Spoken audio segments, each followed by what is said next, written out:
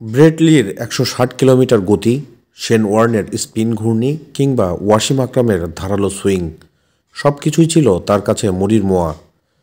তার ব্যাটিং তাণ্ডবে পেস ছেড়ে স্পিন করতে বাধ্য হতো বলার।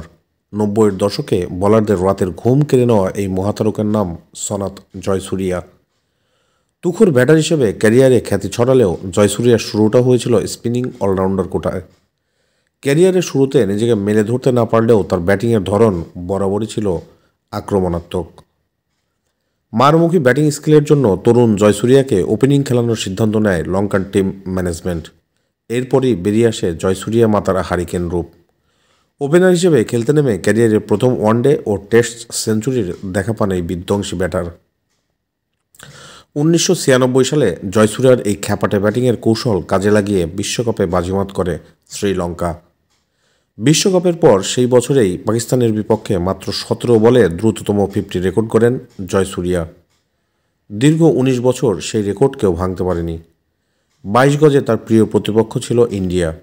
ফরম্যাট যাই হোক, ভারতকে পেলেই জ্বলে উঠতেন এই লঙ্কান মহাতারকা। ওয়ানডেতে তুলোধুনো করার পর ১৯৯৭ সালে ভারতের বিপক্ষে টেস্টে ট্রিপল সেঞ্চুরির মাইলফলক স্পর্শ করেন জয়সূরিয়া।